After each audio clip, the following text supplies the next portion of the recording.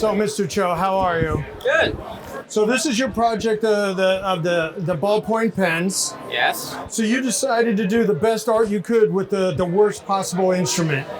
Yeah, apparently. Like a 10-cent ballpoint pen, Yeah, pretty much. right? Yeah, a That big you're pen. creating these, and you're going to do this whole book like this. And basically your Liberty Meadows model, Well, I mean, sort of, yeah. sort of, yeah, I guess. But this is kind of like a Savage Girl or Savage Yeah, Land. yeah, exactly. But she's, this is very Liberty Meadows, right? Well, I mean, Brandy was never naked in Liberty Meadows, but Well, it's just kind of that. yeah, I guess the face and the body, I guess. So what inspired you to really like do this amount of work, this body of work with like this? I've always been interested in cross hatching ever since I was in high school. So instead of taking notes, I used to just draw in the classroom, and it just kind of. So when did you first get into comics? When did you first start looking at comics? How, like fifth grade. Fifth grade, and how? What year was that? Fifth grade. Like 80? Yeah, like 80. What are you, 50? You're about 50 now? Yeah, I'm about 80. So. About. But no, I'm 55, Right. and like that 72, 73, 74, right in there, Right. where those, it was, that Right. Neil Adams and Nick Cardy Right.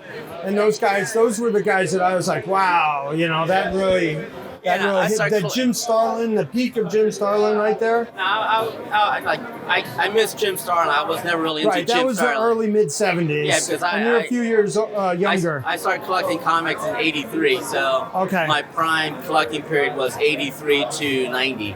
Oh, okay. So right before the Image happened, because that's when I went to college, and for about 5 years I didn't pick up any comics. Right, So yeah, I completely missed the Image revolution. So when I came back, the entire landscape changed, and I was kind of a little bit. sure it's. I think, from my perspective, it's glad you did. Yeah. It's unfortunate that that you weren't influenced by that, Right. and because I see your work as more of a classically trained artist, Right. and that whole thing was like kind of done for effect, let's say. Right, yeah, because like when I was collecting the big guys I really loved was John Buscema, Right. Don Newton. Yeah, but let's stay with John for a second. I Yeah. mean, what the Leonardo da Vinci of yeah. pencilers, Yeah. I have a whole collection. I have about 50 pieces where he just did sketches on the Yeah. back, faces, God, Yeah. Yeah, I mean, he was and really great at gestural drawings and all Yes. that. So, yeah, it was like how to draw the Marvel way was like the Bible to me. Right. So I did, and those Loomis books, Andrew Loomis books, those are great. So I used to look at Say all that the- again? Andrew Loomis. Loomis. Yeah, he's the one that did a lot of, he's a classical illustrator back in okay. the 40s and 50s and stuff like that. Alrighty. Yeah. But what did he work in? Did he work in Magazines. all magazine type Yeah. stuff, Saturday Evening Post, Illos, Yeah, that yeah, kind of yeah, stuff? yeah. Oh, okay, understood. So I never really limited myself to comic book art.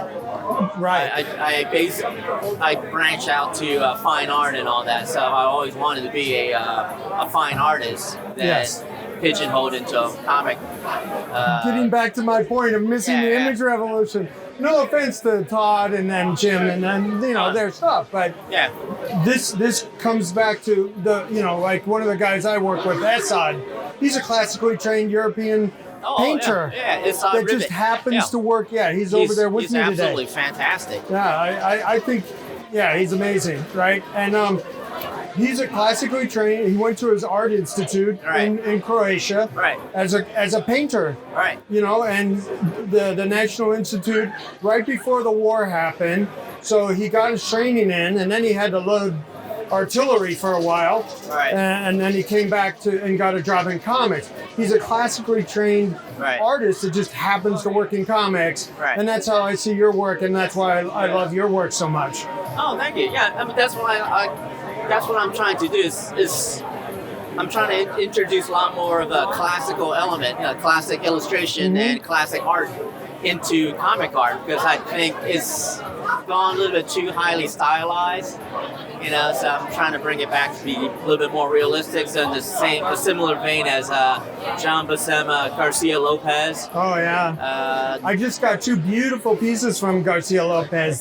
He's absolutely amazing. I might show them to you before I write this check. I got the Superman cover to the hardcover, the anniversary hardcover.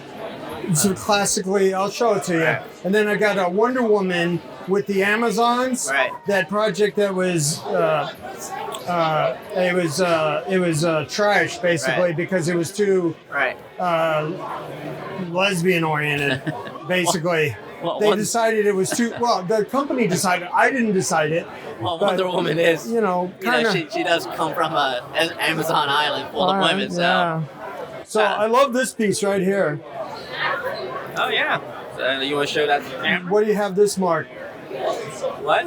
Yeah. What can we do on this? 5,000. Can you? We could should talk. we do this? We could talk off there. So yeah, I mean, like all of these are going into the Ballpoint Beauty art book. That is.